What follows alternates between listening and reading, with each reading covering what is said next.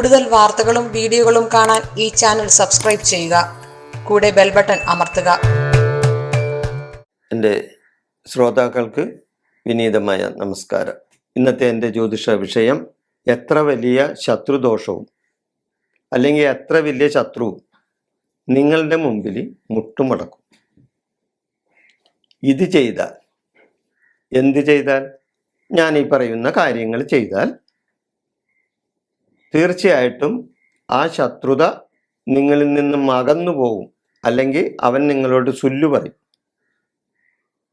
ഈ ശത്രു ഇന്നിപ്പോൾ ശത്രുത ഇല്ലാത്തവർ വളരെ ചുരുക്കം പേരെയാണ്. ഏത് രംഗത്തും ശത്രുതയാണ്. ഞങ്ങളെ തന്നെ പറയാം, ആദ്യം ജ്യോത്സ്യന്മാരുടെ ഇടയിൽ തന്നെ ശത്രുക്കളുണ്ട്, ഇല്ലേ? ഉണ്ട്.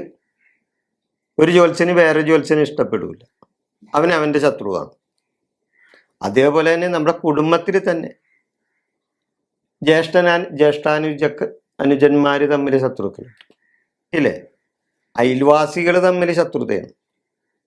അതേപോലെ തന്നെ ബന്ധുക്കൾ തമ്മിൽ ശത്രുത വരും. അങ്ങനെ മുടി പാദം വരെയും ശത്രുക്കളാണ് ഇന്നെല്ലായിടത്തും. പലർക്കും അതിന് പല കാര്യങ്ങളുണ്ട് ശത്രുത വരാനായിട്ട്. പിന്നെ ബിസിനസ്സുകാർക്ക്, എൻ്റെ അമ്മയെ, ഒരുപാട് ബിസിനസ്സുകാർ പലരും നമ്മുടെ അടുത്ത് വരുന്നുണ്ട്. അവർക്കൊക്കെ ഈ ശത്രുതാദോഷം മാത്രമേ പറയാനുള്ളൂ. കാരണം ഒരു കട ഒരു സ്ഥലത്ത് തുടങ്ങിയാൽ അതിൻ്റെ തൊട്ടടുത്ത് മറ്റൊരുത്തന് കട തുടങ്ങിയാൽ അപ്പം അവൻ ശത്രുവായി. അങ്ങനെ ശത്രുതാദോഷം കൊണ്ട് പൊറുതിമുട്ടനാണ് പലരും. അപ്പം അതിനെയൊക്കെ, ആ ശത്രുക്കളെയൊക്കെ ഒന്ന് ഇല്ലാണ്ടാക്കണം എന്ന് വിചാരിച്ച് അവരെ കയ്യിൽ കയ്യും കാലും ഒടിക്കാനല്ല ഞാൻ പറയുന്നു. ഞാൻ ഈ പറയുന്ന കാര്യങ്ങൾ ചെയ്താൽ അവർക്ക് ആ ശത്രുതാദോഷത്തിൽ നിന്നും ഒരു പരിഹാരം കിട്ടും. ഈ ശത്രു നിങ്ങളുടെ മുമ്പിൽ മുട്ടുമടക്കും. എന്താണ് പരിഹാരം? ഭദ്രകാളി ക്ഷേത്രത്തിൽ കാളി സൂക്ത പുഷ്പാഞ്ജലി നടത്തണം. ഭദ്രകാളി ക്ഷേത്രത്തിൽ കാളി സൂക്ത പുഷ്പാഞ്ജലി അത് എത്ര ദിവസം? 12 വെള്ളിയാഴ്ച നടത്തണം. 12 വെള്ളിയാഴ്ച ഭദ്രകാളി ക്ഷേത്രത്തിൽ കാളി സൂക്ത പുഷ്പാഞ്ജലി നടത്താം.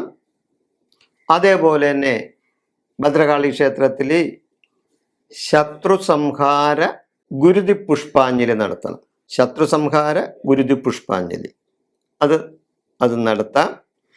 പിന്നെ നല്ല കടുത്ത ദോഷമാണ് നിങ്ങൾക്ക് തോന്നുന്നുണ്ട് എങ്കിൽ നരസിംഹമൂർത്തിക്ക് ശത്രുദോഷ പരിഹാരം മന്ത്രാർച്ചന ചെയ്താൽ ശത്രുത മാറും. നരസിംഹമൂർത്തിക്ക് ശത്രുദോഷ പരിഹാര മന്ത്രാർച്ചന ചെയ്യണം.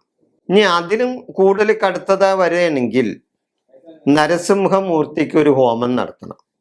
നരസിംഹമൂർത്തിക്ക്, ശത്രുവിനെ സംഹരിക്കാനായി പിറവിയെടുത്ത ശത്രു സംഹാരമൂർത്തിയായ നരസിംഹമൂർത്തിക്ക് ഒരു ഹോമം നടത്തിയാൽ നിങ്ങളുടെ ശത്രു നിങ്ങളുടെ മുന്നിൽ മുട്ടുമുടക്കും. ഒരു സംശയമില്ല. പക്ഷേ ഞാൻ ഈ പറയുന്ന കാര്യങ്ങൾ അതേപോലെ കൃത്യമായിട്ട് ചെയ്യണം. ഞാൻ ഇവിടെ ഈ വിഷയം അവസാനിപ്പിക്കുന്നു. നന്ദി, നമസ്കാരം.